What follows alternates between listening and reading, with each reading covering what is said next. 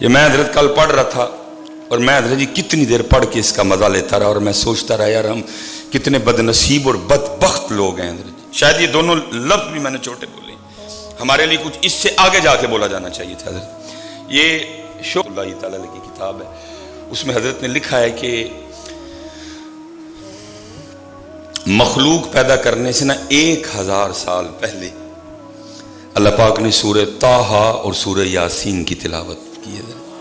ابھی مخلوق نہیں جی پیدا ہوئی, اللہ نے تلاوت کی, سننے والے صرف فرشتے تھے حضرت, سورہ طٰہٰ اور سورہ یاسین.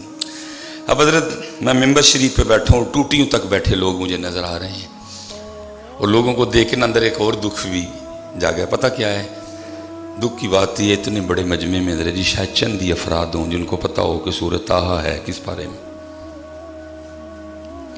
یہ ہمارا حال ہے. کتنے میں پوچھنا نہیں چاہتا, دل تو کر رہا کسی ایک کو کھڑا کروں گا داسنا سورہ طٰہٰ کس بارے میں ہے. یہ دکھ کی بات ہے حضرت کہ ہمیں نہیں پتا کہ سورہ طٰہٰ کس بارے میں ہے.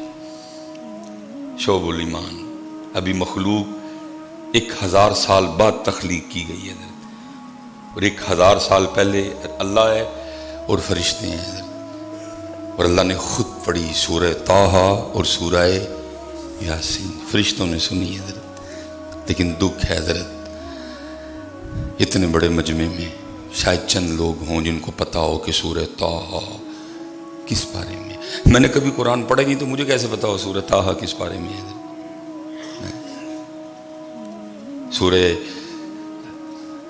واقعہ کس بارے میں ہے, سورہ انعام کس بارے میں ہے, سورہ مومنون کس بارے میں ہے, سورہ بنی اسرائیل کس بارے میں ہے, سورہ ابراہیم کس بارے میں ہے. ہائے ہائے ہائے ہائے. پھر کہتے ہیں جی معیشت تنگ ہو گئی. پھر کیا کہتے ہیں معیشت او یار اتنا قرآن کو چھوڑ دیا. ویسے حضرت کو دسو ہاں بلا سورہ طٰہٰ کیڑے بارے چلو کو دل ٹھنڈا ہو جائے ساڈا بھی. کیڑا بولے 16 پارہ. 1000 سال پہلے مخلوق کی تخلیق کرنے سے اللہ نے خود تلاوت کی سورہ طٰہٰ. اور کبھی حضرت پڑھ نہیں آتی ہو تو پڑھ کے دیکھنا. تم کہتے نا جی میوزک روح کی غذا ہے, چوڑے میوزک نہیں قرآن روح کی غذا ہے. یہ بیمار روحوں کو شفا دیتا ہے میاں. کیا حضرت جی وہ جب اللہ پاک نے خود سورہ طٰہٰ پڑھی ہوگی اپنی شان کے مطابق. ہائے ہائے طٰہٰ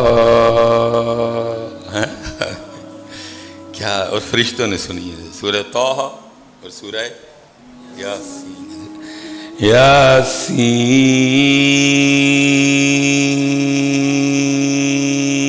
یاسین والقرآن الحکیم انک لمن المرسلین. یہ لکھا ہے کہ جناب سیدنا عبداللہ ابن مسعود رضی اللہ تعالیٰ عنہ نبی پاک علیہ السلام کی بارگاہ میں آئے تھے. آپ نے فرمایا اے ابن مسعود, اے عبداللہ آج قرآن سناؤ مجھے. جناب سیدنا عبداللہ ابن مسعود عرض کرتے ہیں اللہ کے رسول قرآن تو وہ ہے جو آپ کے قلب مبارک پہ اترا ہے, میں آپ کو کیسے سنا سکتا ہوں. فرمایا اے عبداللہ کبھی کبھی میرا بھی دل کرتا ہے کہ میں اپنے رب کا کلام کسی کی زبان سے سنوں. اب حضرت سیدنا عبداللہ ابن مسعود رضی اللہ تعالیٰ عنہ نے تلاوت شروع. بڑے بڑے اس دور میں اعلیٰ قاری گزرے ہیں. قاری باسط تھے, قاری سید صداقت علی صاحب ہیں, کتنا سونا مسجد میں تشریف بھی لائے تھے. ہمارے قاری حبیب اللہ صاحب ہیں.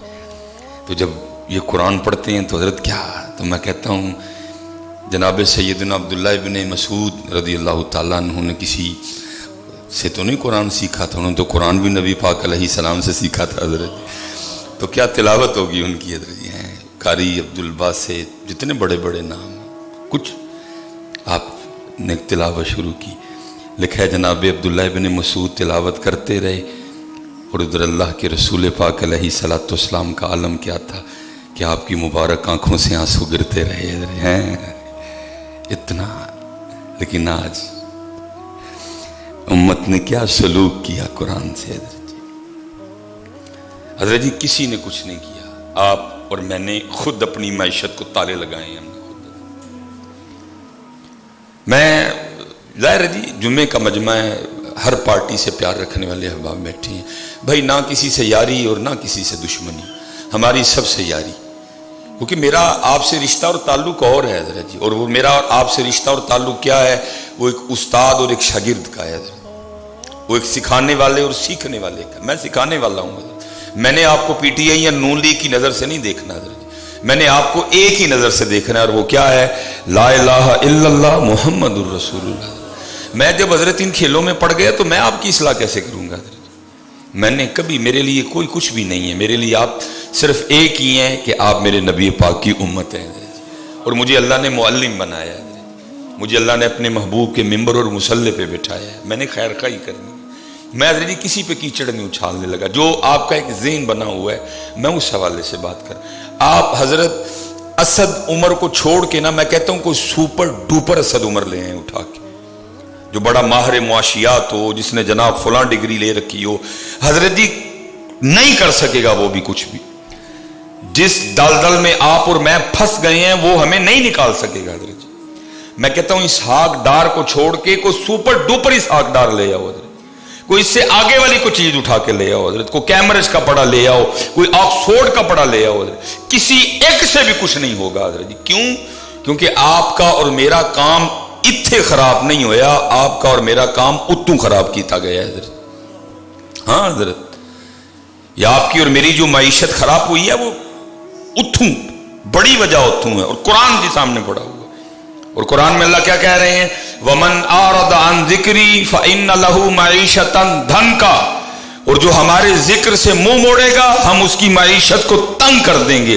اب مجھے اتنا بتاؤ حضرت، جس کی معیشت اللہ تنگ کرے، اسد عمر اسحاق ڈار وہاں کیا کریں گے حضرت؟ جس کی معیشت اللہ تنگ کر دے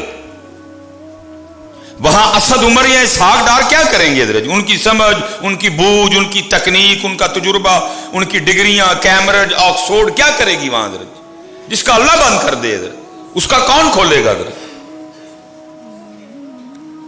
یہ دونوں تو ہیں ہی بیچارے، نہ ایک میں نہ 11 میں. وہ پاک ہستیاں جن کی اس دربار میں سنی جاتی تھی. حضرت وارث شاہ کیا کہتے ہیں؟ فرماتے ہیں جاندی ڈاڈے آگے نہیں پیش اڑیا،